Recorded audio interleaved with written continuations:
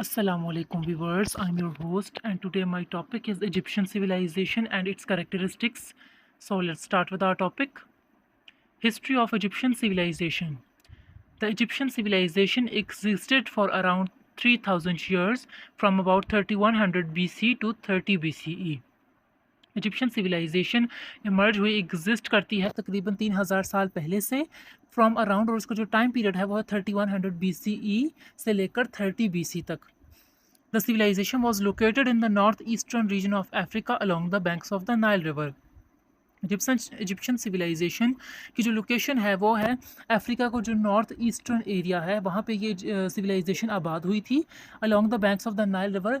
और वहीं पे एक रिवर था जिसको नाइल रिवर कहा जाता है. तो नाइल रिवर के बैंक्स पे यानी कि उसके किनारों पर ये सिविलाइजेशन आबाद हुई थी. ये थी इसकी लोकेशन.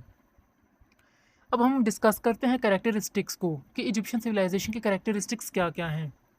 फर्स्ट जो कैरेक्टर है वो है writing system. The Egyptians were one of the first civilizations to develop a writing system known as hieroglyphics. Egyptian civilisation पहली सिविलाइजेशन है जिसने राइटिंग सिस्टम जो है वो इंट्रोड्यूस करवाया, और उनका जो राइटिंग सिस्टम है वो हायरोग्राफिक्स है. This system use pictures and symbols to represent words and concepts. इस लैंग्वेज में क्या था, इस राइटिंग सिस्टम में क्या था, ये पिक्चर्स और सिम्बल्स को यूज़ करते थे जो कि इनके वर्ड्स और कॉन्सेप्ट्स को रिप्रेजेंट करता था. And it was use for religious, historical and administrative purposes. और ये राइटिंग सिस्टम रिलीजियस यानी मजहबी, हिस्टोरिकल तारीख़ी और एडमिनिस्ट्रेटिव पर्पजेज़ के लिए यूज़ किया जाता था. सेकेंड कैरेक्टरिस्टिक है religion and beliefs.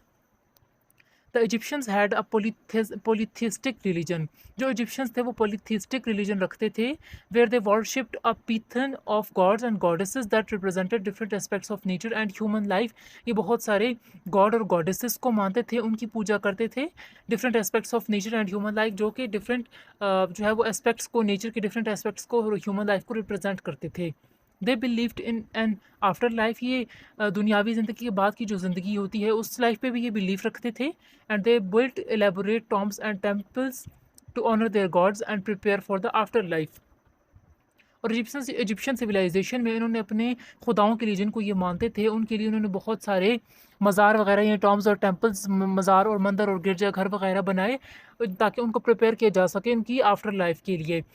Egyptian civilisation का ये रवाज था कि जब भी वहाँ पे कोई रॉयल फैमिली या बड़े किसी ख़ानदान का या वैसे भी अगर कोई पर्सन वहाँ पे फोत होता था, ठीक है, डेड हो जाता था, जब उसको दफनाया जाता था तो दफनाते वक्त उसकी कब्र में उसके साथ बहुत सारा खाने का सामान और सोना चांदी और पैसा अमाउंट वगैरह रखी जाती थी.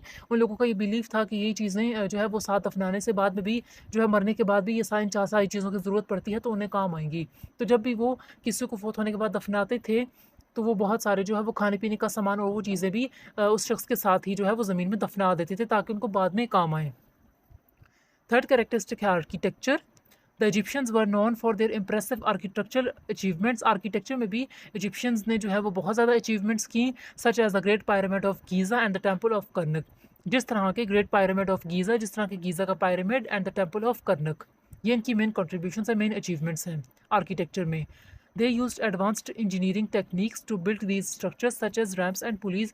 इन्होंने जो है वो एडवांस्ड इंजीनियरिंग टेक्निक्स को यूज़ करते हुए इन स्ट्रक्चर्स को बिल्ड किया, जिस तरह के रैम्प्स और पुलिस वगैरह. Fourth character is the social hierarchy. The Egyptian society was organized into a strict social hierarchy.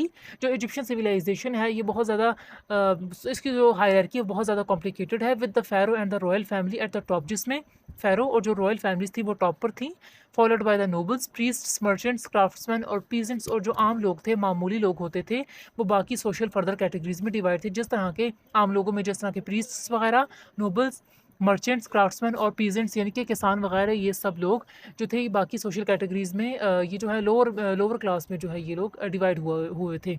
Next और जो लास्ट कैरेक्टरिस्टिक है वो है art and culture. The Egyptians were skilled artists and craftsman. जो Egyptians थे वो बहुत ज़्यादा स्किल्ड लोग थे, बहुत ज़्यादा हुनरमंद लोग थे, उनके पास हुनर बहुत ज़्यादा था और उनके पास ये सलाहियत थी कि वो हाथों से बहुत सारे डिफरेंट ऑब्जेक्ट्स को बना सकते थे. And they created many sculptures. उन्होंने बहुत ज़्यादा स्कल्पचर्स बनाए, paintings and decorative objects that represented their beliefs and daily life. और अपनी डेली लाइफ को और अपने बिलीव्स को रिप्रेजेंट करने के लिए उन्होंने बहुत सारी पेंटिंग्स बनाई, स्कल्पचर्स बनाए और डेकोरेटिव ऑब्जेक्ट्स बनाए.